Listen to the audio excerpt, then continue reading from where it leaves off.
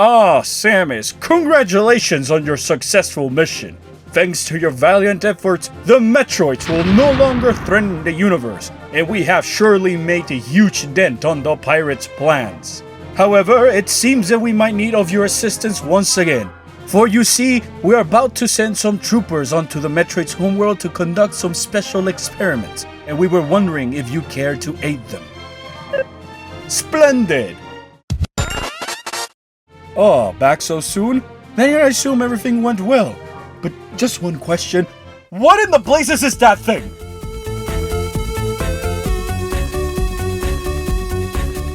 A mysterious unidentified life form native to the planet SR-388, the X-Parasites are an extremely dangerous creature which are capable of consuming any host they come across with and steal their DNA in the process, which leaves them with the ability to become a perfect copy of their now deceased prey.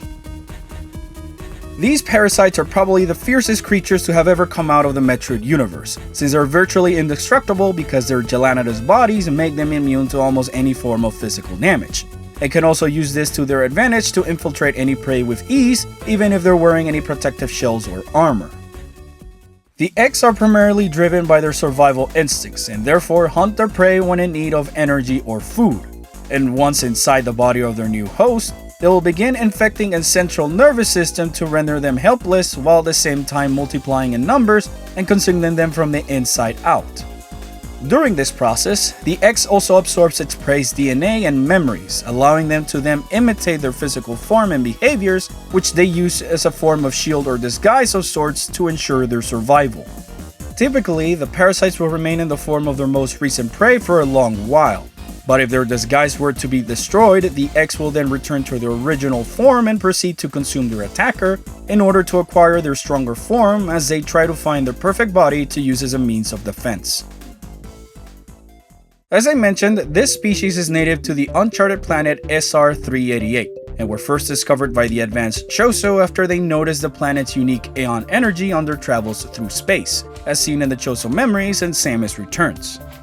After their first encounter, the parasites reveal their true strength to the nomad species by consuming all the local wildlife around them, which caused the Choso to retreat and find a strategy to fight this new threat if they wish to contain it, which led to the creation of the artificial predator, the unstoppable Metroids. The Metroids were able to quickly overwhelm the X since they were capable of absorbing the parasites regardless of what form they took. And with their immunity towards the X's infection, they quickly began devouring the species on their way, bringing them to the point of extinction. And even after their creators abandoned their studies on SR-388 due to some unforeseen circumstances, the Metroids continued to attack everything on their path, in a way ensuring that the X-Parasites could no longer thrive or hide on the planet's wildlife.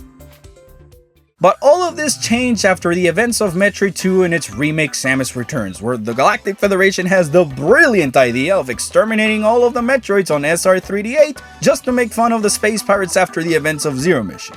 And Samus was totally like, yeah, whatever, which led to the revival of the X-Parasites, and after re-exploring the planet during Metroid Fusion, whoops, there goes one infecting Samus, which becomes a clone of her with all of her destructive capabilities. Oh no! Just in time. But, you know, come to think of it, I always wondered what would happen if the DSA-X ever managed to team up with Dark Samus in a Metroid game. Whoa, what the? Hey, I'm Evil Samus. I need you to come with me. Who the heck are you? I just told you. Listen. I'm from the future. Wow, how dare you try and steal my identity? I didn't steal your identity. I'm a clone. You know, it's rude to steal someone's identity like that. You also stole your identity. No, I didn't. I'm Samus. No, you're not. You're just another clone. Which one do I shoot first? Shoot the evil one first, obviously. I was just minding my own business, standing here. You're being fake right now. Yes, because I'm the real Samus. No, you're not. Yes, I am. See, look, I can turn into a ball. But I can do the same. Well, yeah, but mine has bird magic. That isn't even a thing. While the X-Parasites can be considered to be one of the deadliest threats in the Metroid universe and led to the creation of the series' namesake, it's rather surprising when you realize that they only appear as an actual enemy in one game from the entire series, that being 2002's Metroid Fusion. In that game, the player could absorb the parasites to regain some energy depending on their color. Yellow ones restore 10 units of health, green ones gave you 2 missile ammo, and the rare red ones restored 500 units of health alongside 50 units of missile ammo and 10 units of power bomb ammo.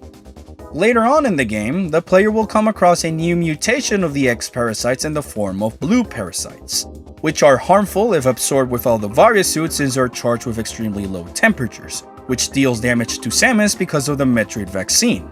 However, once the various suit is recovered, the blue parasites can be absorbed to restore 30 units of health instead of the yellow's regular 10 units.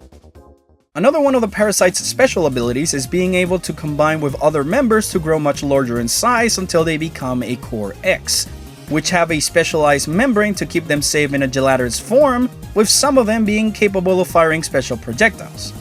The Core X took the form of Metroid Fusion's bosses, and once absorbed, allows Samus to gain a new ability, which oftentimes was something that their host was capable of doing.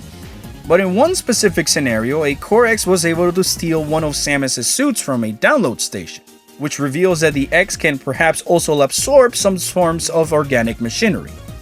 We also see this detail in some of the game's boss fights that help back up this theory, such as the box security robot. That while on the outside it may look to be completely made out of metal, it has a neural network of organic components that were vulnerable to the X-Parasite's infection, which ultimately gave them full control over the security drone. The same can be said about the Federation's military biomechanical lifeform known as Nightmare, that while it's also mostly made out of machinery that allows the creature to manipulate gravitational fields at will, the organic sections of the bioweapon were ultimately compromised and the X-Parasites were able to replicate all of its special abilities and use them as they please. This idea was further supported with the X-Parasite's biggest representation, which comes from probably what we can all consider to be their most sinister form. A copy taken from a host so powerful that it truly had the strength to propagate the species across the entire universe and become virtually unstoppable. The host being the one and only Samus Aran. As seen in the opening of Metroid Fusion, Samus was infected by one of the parasites which almost managed to kill her in the process, and the only way she was able to survive was by having some Federation scientists inject her with a vaccine made from the baby Metroid's DNA, which managed to terminate all of the X that were trying to take over her central nervous system.